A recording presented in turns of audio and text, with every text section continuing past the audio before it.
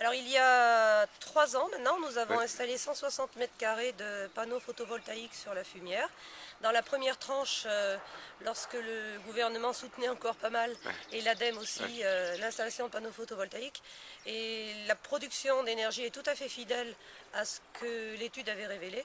Et grosso modo, ça nous fait environ 10 à 11 000 euros par an. Ce qui est assez intéressant, surtout en ce moment. Ça fait combien par rapport au revenu de l'activité, enfin de la ferme?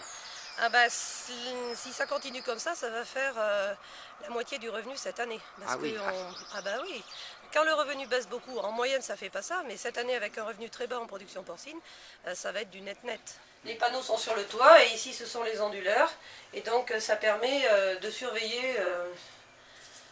Alors aujourd'hui ça produit pas grand chose parce qu'il n'y a pas eu beaucoup où est-ce qu'on d'ensoleillement. voit? Là, c'est ici qu'on le voit. Et ça dit quoi là? Alors ça dit que nous sommes un jour, nous sommes redescendus très très vite, on n'est pas monté très très haut.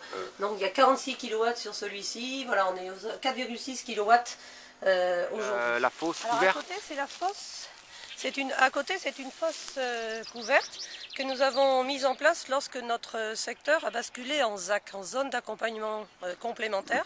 Donc après notre mise aux normes est intervenue une interdiction nouvelle, celle des pentes d'Hélisie à l'automne. Donc nous n'avions pas suffisamment de capacité de stockage. Donc nous avons créé cette fosse avant que ce soit obligatoire. Et ainsi, nous avons bénéficié des soutiens du CTE pour 25% de son montant, mais il reste quand même à notre charge, fumière et fosse pour une partie de remboursement d'emprunt conséquent. Et j'avais calculé à l'époque que ça représentait 13 centimes de francs par kilo de porc. Donc l'environnement, on le fait, mais il faut quand même avoir à l'esprit les abords des porcheries. Ah ok. Donc elle est assez indisciplinée, elle saute partout. Donc voilà pourquoi elle est attachée, parce qu'elle ne respecte même pas les fils électriques. Et oui, les peupliers. Alors, les peupliers ont pour objectif de cacher les bâtiments d'élevage, parce qu'en face de la porcherie, il y a un site touristique qui s'appelle la Mine Bleue, qui accueille beaucoup de visiteurs. Et quand nous avons fait notre élevage il y a 20 ans maintenant, la municipalité avait peur de la nuisance visuelle, donc on s'est engagé à masquer. Donc voilà pourquoi nous avons planté cette haie de peuplier, qui en plus filtre. Elle est drainante, ouais, Voilà, filtrante. donc c'est pour cette raison. Toujours dans un souci de bonne intégration et de répondre aux préoccupations qui vont crescendo maintenant, mais qui étaient déjà réelles. C'est la remise en scène de l'extraction de l'ardoise du sous-sol. Ici, c'est une vraie culture, l'ardoise. C'est le pays bleu, le Haut-Anjou bleu.